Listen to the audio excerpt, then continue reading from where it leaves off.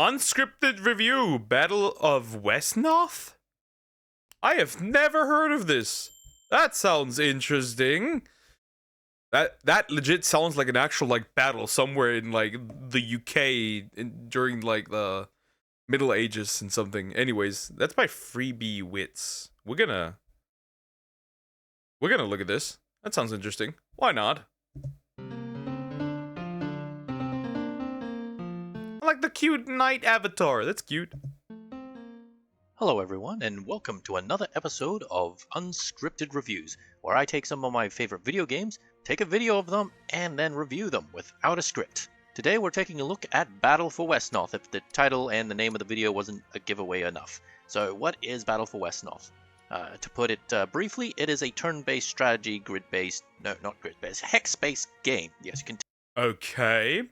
Interesting, even as add-ons. Okay. Map editor, multiplayer, campaign. Interesting. tell it's completely unscripted when I screw up like that. Anyways, it is a free game, and it's been around for forever. Not literally, it's an older title. It's so old that And the add-ons, I'm assuming, is what people actually like made themselves, right? They're like mods, essentially. it was free to play before free to play was really a concept. Made by fans, produced by fans, developed by fans. There's a lot of fan work gone into this, a lot of passion. And you can sort of tell, if I've edited this video correctly, you should be seeing the add-ons part of the menu right about now. And there is a lot of content. There is a lot of content, from extra maps to extra campaigns to everything in between. It's insane. It's crazy how much stuff you get for $0. So I'm going to skip ahead to one of the campaigns. So campaigns come in several different flavors. Okay, completely free. You don't have to pay nothing. Interesting. Campaigns are just essentially story, right? Story mode. Flavors of difficulty. As you might imagine, you can play different factions. And here's the thing, different campaigns have different campaign lengths, so you can have really short campaigns that only go for 4 levels to big sprawling epics that go for over 20. Now the cool thing is, a lot of the characters that you can play as, their stats carry over into the next one. So even if you hire a random spearman soldier, he can level up and you can bring him into the next one for a recall price. Whenever you recruit a unit, you can either recruit them or recall them, and recruiting just gets you a default unit, whereas recalling them gets a previous one that survived in the previous level. Also, your named main characters also carry over without any cost, as you might imagine. Now, every unit is pretty unique. They all come with a randomly generated name, which you can rename. So if you have someone named Alathor, you can rename him Buttface if you want. But you can only do The legendary hero Buttface. Interesting. So you can just carry over from scenario to scenario. Interesting. Okay, cool. Not bad. Also like gold carryover. that to units you yourself control. Furthermore, they all have randomly generated traits. Some of them might come with quick, some of them might come with resilient, stuff like that. The really weaker, crappy units, like goblins, usually come with a flaw, so they could be dim-witted, which means they get experience slower. Dim-witted, in other words, the retarded. Which doesn't surprise me for goblins. That doesn't surprise me. Now, I've already mentioned it before, but when your characters level up, instead of just getting stat upgrades, extra health, so on and so forth, they become a completely new unit, a tier above. So in like Age of Empires or other RTSs, when you tier up, you stop building the previous units. In this, to get So class change like Fire Emblem. Interesting. That's basically what it is. It's a class change. to the next tier up, you just gotta have your current unit fight a lot. You gain experience by either fighting a battle or winning one by killing the enemy. So in theory, assuming your dude has enough hit points and has survived long enough, he can level up even if he doesn't kill anything. So how do you recruit units? Well, you can't build any buildings, you can only get what you see on the map. So to get a building, you need to get your leader, which in a chess scenario would be the king. That's how I like to look at this. You get your king and put him on a little castle tile, and the little fortress tiles around them. You right click on them, in which case you get the option to recruit. So Interesting. Very interesting. I may have already noticed that everything is in speed up, which I do not like. That's weird. My bad. I don't see that coming. Forgot to change that. Interesting. Okay. So there are two main mechanics that I'd like to touch upon in Battle for Westnorth that determine your strategy in combat. The first is the type of attacks your units have. There's two main kinds. The first is ranged. Ranged, okay. Probably physical and then magic, I'm assuming. Something like that. And then I'm also assuming the terrain might be something that has an effect. Then I'm also assuming that what unit you're facing may have an effect. And the second is melee. Sounds pretty straightforward enough, right? Well, when you attack a Okay, so just two. Ranged and melee. Never mind. Scrap that. unit, they can retaliate with the same exact kind of weapon type.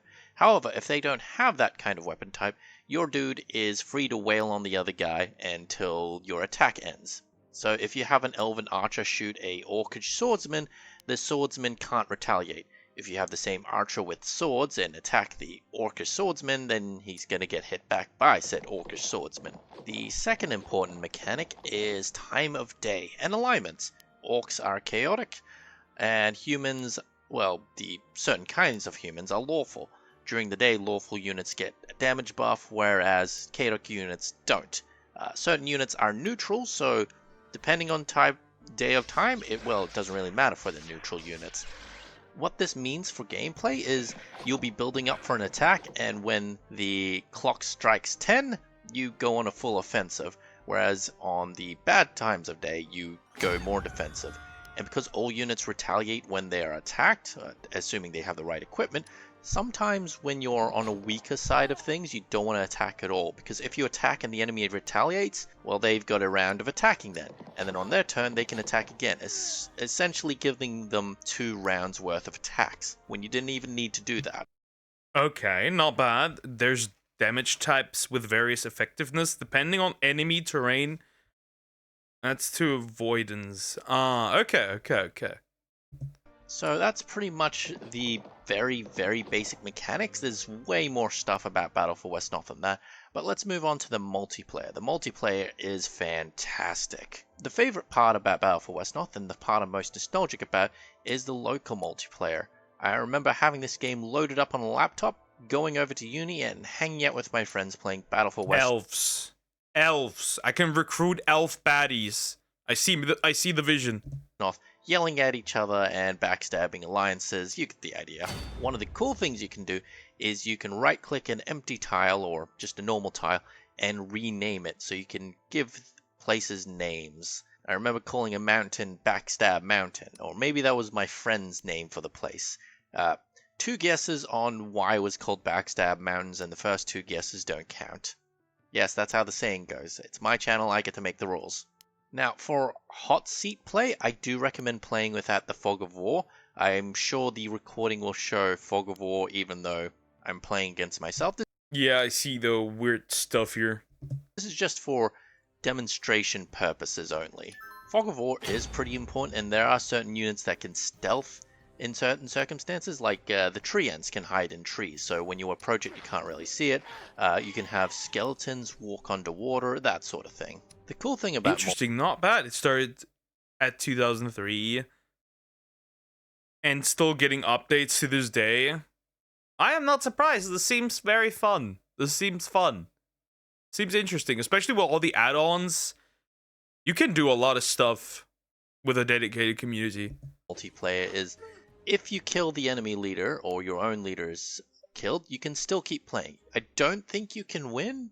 I don't remember, but you can still play. You can still keep playing with the surviving units that you do have. Essentially, you're playing Kingmaker at that point, figuring out who you want to come in first place. So is it the kind of game that would be for you? And I would say yes, it's completely free on Steam. You can also go to the Battle for Westnorth website, the official one, run by fans. If you can, throw a few bucks at them. Like I said, they run the thing for free. I also believe there is an iOS and Android version, but I think that specific version costs money. I don't quite remember. So, well, there are ways to get around this.